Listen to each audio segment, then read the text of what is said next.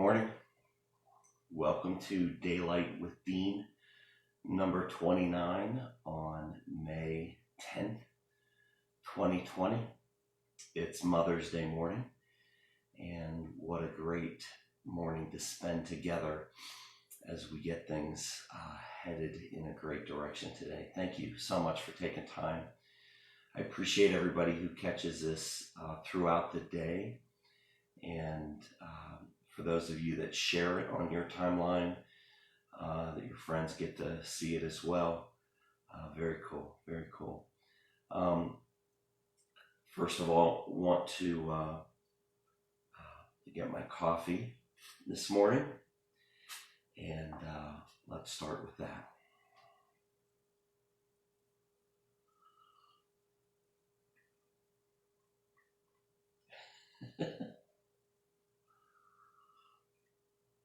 Wow, that is sweet. You may have noticed a new mug this morning. Here you go. I walked out yesterday morning, and on our automobile was a little gift bag, and in it was this mug that says Daylight with Dean. It has a snowman on it. It's a great size, holds lots of coffee, and a little note. A little note says, "To Dean from a fan. Every morning show needs a mug. Every morning show needs a mug." I love it. I have no idea who was that thoughtful and generous, but thank you. I'm amused and appreciative. Thank you so much. And it's a great mug.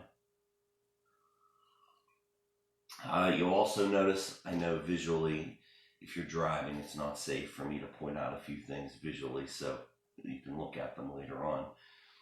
But over my right-hand shoulder, you'll notice a couple things that one of them was there yesterday. The flowers that are in the vase.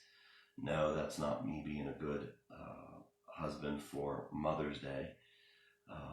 My daughter got to go see her boyfriend up in Armstrong County for the first time in, I believe, 6 weeks, and she had her birthday since they have been together, and so that was one of the gifts that she came home with Friday evening, so that was exciting. Also, you'll notice an angel food cake, or a pan containing an angel food cake upside down on a bottle. When I was a little kid, we moved. I was born in Park Ridge, Illinois. We lived in Des Plaines, Illinois, just northwest of Chicago a little bit. My parents had moved there for about 6 years, I believe. They bought property from my grandfather on his farm to build a house. Started in 68. The plan was for it to be ready in the summer of 69. They moved in November of 69. But we moved in with my grandparents for a couple months in the summertime, like July, August, September, October, like for 4 months before we moved into our house. And I was just a little guy. I was 2 years old, about to have my third birthday in October of 69. And my grandmother, she made angel food cakes. And she would make them and put them on a pop bottle upside down when they were done. And my grandfather used to come in and pick the crust off and eat the crust. And I fell in love with angel food cake when I was a little guy. And she would make it, and it was always fascinating for me to see it upside down. And for whatever reason, I just have not eaten angel food cake throughout my adulthood.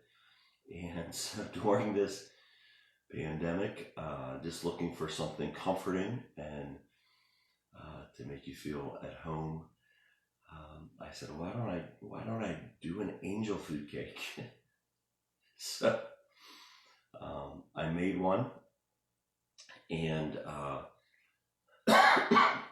My schedule is a little bit different than my kids. They're up most of the night. I'm up most of the day.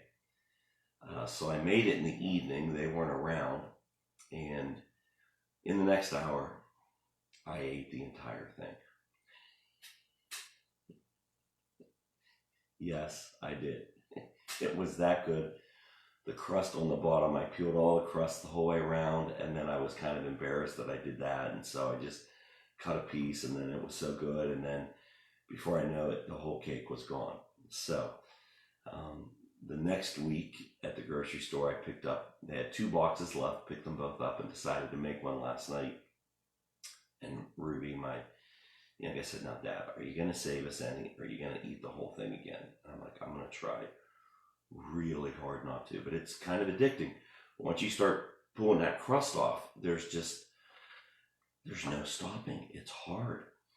So I got a little strip of the crust, and I'm like, okay, all the willpower I could take not to do it. So I turned it over, cut a piece, not where I had taken the crispy stuff off, but to the side. And that was good. And then I'm like, okay, just one more piece. I cut one more piece. So there's about 70% of the cake left. The other thing you'll notice is the KitchenAid red mixer there on the countertop. That's because our hand mixer, I had to get the KitchenAid mixer out and get it set up because our hand mixer is on the fritz. So Leslie was frustrated about 6 weeks ago trying to use it, and I love to fix things. I love to find out what's wrong and fix what's wrong, and so when I looked at it closely, the power cord right at the base had a slit in it, and one of the copper lines that provides electricity was severed, and so when it was just held a little bit the right way, it would hold together and you could use it. Well, this is not safe. So I decided to take the hand mixer apart and see if I could fix it, and I took it apart, and that's kind of where it sits. So my hand mixer is here. These are the plastic pieces, and then here are the mechanical pieces, the motor. Here is the little slit that loses contact when it's... So I said I love fixing things, and to say it more accurately, I love it when I'm able to fix things. What I really love doing is tearing things apart and figuring out what's wrong with them, and then I get a little intimidated about putting them back together. But I'm real stubborn with this hand mixer because I said, let's pick another one up. Well, they're like 30 to 50 bucks at Target. I think the one we looked at was 49 bucks, the only one they had left a few weeks ago. And Abby, my daughter, says, Dad, I have one of those at college. And so, it's like, okay, I'll just wait till we go up next week to get her stuff at college, and then we'll have it. So that story took a lot longer to tell than I thought, but just wanted you to understand some of the visuals in the background. With this being Mother's Day, just 2 things I want to say. I am blessed beyond belief by the mother that gave birth to me, raised me, taught me, influenced me, helped me find faith in Christ, guided me, cheered me on, pulled for me, all of that. I am extremely grateful for the mother that I have been given, and I'm thankful to God for her. And what an amazing journey it's been having her as my mother. At her funeral 6.5 years ago, after she passed, my sister told stories about how she could move mountains and how she involved so many people to move mountains on her projects that she wanted done. Sorry, a little tickle in my throat this morning. My brother read a children's book that she read to him as an adult that moved him very deeply. And then I got up and told the raccoon story, the raccoon hat story. It was recently in a sermon at the river as well. I think in November and December. I'll find out and give you that if you want to listen to that story. But my mother influenced so many of us in so many ways. There are great stories about my mom. And I'm at the place where I can tell those with great joy now. And my mom, once she got something determined in her mind, she wouldn't hold back and she would make it happen. And my mom, I wouldn't say she was opinionated, but she knew the best way to do everything. How about that? So I think in the fall of 2012, I think it was, a close friend of mine passed away, and he was in a motorcycle club, and it was an enormous funeral, and there were scores and scores of motorcycles in this funeral procession, and then, tons of cars, just an unbelievable amount of cars. And the funeral procession was going from Lower Burrell to Pine Creek Cemetery in Plum, a fairly good jaunt, 20-minute drive maybe. And a friend of mine was riding with my mother in her car to the cemetery. And I officiated, so I was with the funeral home director. So somewhere along the way, my mother determined that the funeral director was not going the right way. And she was like, he's going the wrong way. He doesn't know where the cemetery is. He's going the wrong way. And my friend described to me the agony of being in the car with my mother and watching her trying to control where this funeral procession was supposed to go from back in the funeral procession. She wasn't related to the person that had passed.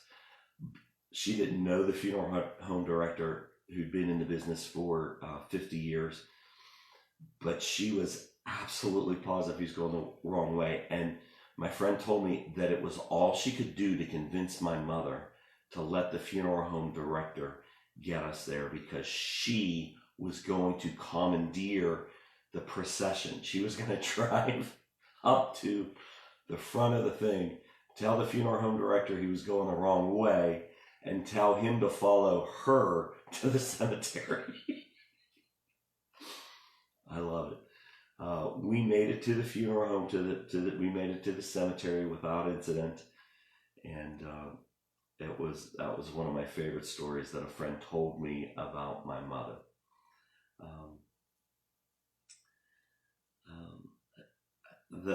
There are many things that I appreciate about my mother. The thing that I want to say I appreciate about, that I want to mention today as I wrap this up, is just that my mother believed in me more than I believed in myself. Quite honestly, my mother believed in me more than I believed in myself. My entire life.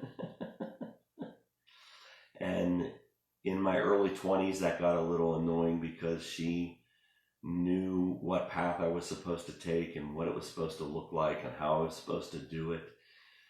So that created some tension on my end.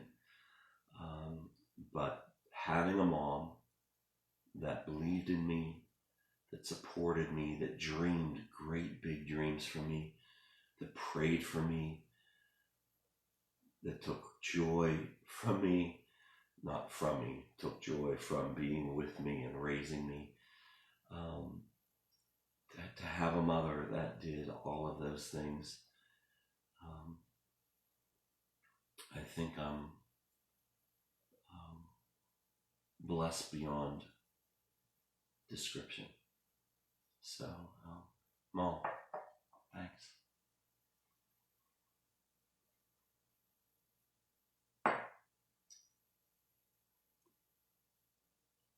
Happy Mother's Day. Love you guys.